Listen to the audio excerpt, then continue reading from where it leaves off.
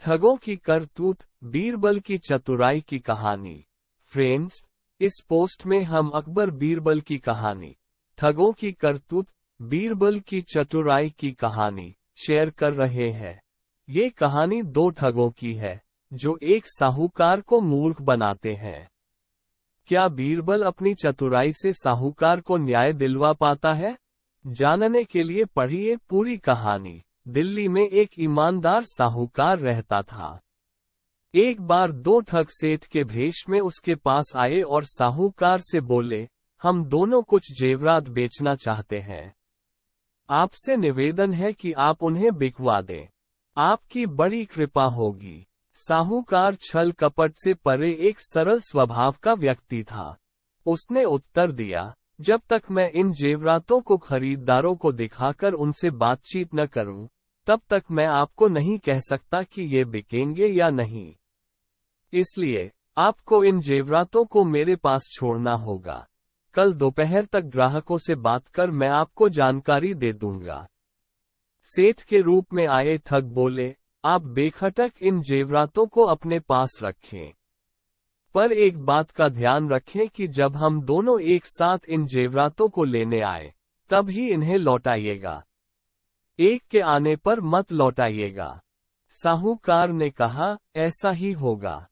ठग जेवरात साहूकार के हवाले कर वहां से आगे बढ़ गए। 60-70 गज का फासला तय करने के बाद उनमें से एक साहूकार के पास वापस आया और बोला, हम ये जेवरात आपके पास नहीं छोड़ना चाहते। आप कृपा कर इन्हें वापस दे दीजिए। हम लोग कल दोपहर फिर आपकी सेवा में हाजिर हो जाएंगे। साहूकार ने पूछा, आपके दूसरे साथी कहाँ हैं? उस ठग ने उंगली से अपने दूसरे साथी की ओर इशारा कर साहूकार को बतलाया, उस तिराहे पर मेरा दूसरा साथी अपने एक मित्र से वार्तालाप कर रहा है। उसके कहने पर ही मैं आपके पास आया हूँ। साहूकार ने भी जब दूसरे ठग को तिराहे पर खड़ा देखा, तो उसने विश्वास कर पहले ठग को जेवरात वापस कर दिए। वह ठग जेवरात लेकर चला गया। कुछ समय बीता तो दूसरा ठग साहूकार के पास आया और जेवरात मांगने लगा। इस पर साहूकार बोला, जब आप तिराहे पर अपने मित्र से वार्तालाप कर रहे थे, तब आपका दूसरा साथी आया था और वह जेवरातों को ले गया। मैंने उससे आपके बारे में पूछा, तो उसने आपकी ओर इशारा कर बताया कि आपके ही कहने पर वह आया है। उसकी बातों पर विश्वास कर मैंने उसे जेवरात वापस कर दिए। ठग जेवरात लिए बिना वहां से जाने को तैयार न हुआ। वह कहने लगा, जब मैंने आपको पहले ही कहा था कि जब तक हम दोनों साथ न आए, तब तक जेवरात वापस न करना, तो फिर आपने ऐसा किया क्यों? आपने गलती की है, अब इसका फल मैं क्यों भोगूं? आपने किया है, आप भरें। साहूकार ने नम्रतापूर्वक उत्तर दिया, आप भी तो उस समय तिराहे पर खड़े थे, जब आपका दूसरा साथी जेवरात लेने आया था। ठग का मिजाज गर्म हो गया। वह तैश में आकर बोला, इससे क्या होता है? क्या मैं कहीं खड़ा नहीं हो सकता? मैंने तो उसे जेवरात लेने भेजा ही नहीं था। दोनों का वाद विवाद बढ़ता चला गया। ठग किसी तरह से भी बिना जेवरात के मानने को तैयार न था। जब उसे जेवरात वापस मिलने की उम्मीद न रही, तो वह साहूकार को धमकी देने लगा कि वह उसे बदनाम कर देगा और जेल की हवा खिलाएगा। साहूकार ने कहा, जो जी में आए, वो करो। ठग ने शीघ्र ही जाकर बादशाह अकबर के यहाँ न्याय की दरख्वास्त दे दी। अकबर के इस प्रकरण के निपटारे की जिम्मेदारी बीरबल को सौंपी।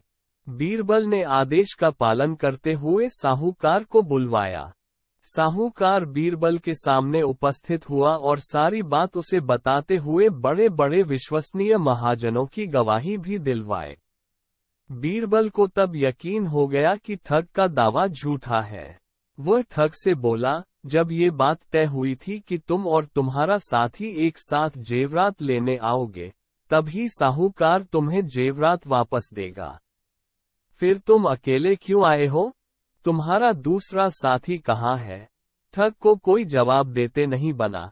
तब बीरबल ने साहूकार को आज्ञा दी, जाओ, जब दोनों साथ आए, तब इन्हें मेरे पास ले आना। अकेले आए तो भी लाना। ठग समझ गया कि अब उसकी कोई चालाकी नहीं चलेगी। लाचार होकर वह वापस चला गया और फिर कभी साहूकार के पास नहीं आया। साहूकार इस न्याय से बहुत खुश हुआ। अकबर ने भी मन ही मन बीरबल की बुद्धि की प्रशंसा की। दोस्तों, आशा है आपको ये बीरबल की चतुराई की कहानी पसंद आई होगी। कहानी पसंद आने पर इसे लाइक कर सकते हैं और अपने फ्रेंड्स के साथ शेयर भी कर सकते हैं। मजेदार अकबर बीरबल स्टोरी इन हिंदी पढ़ने के लिए हमें सब्सक्राइब जरूर कीजिए। थैंक्स।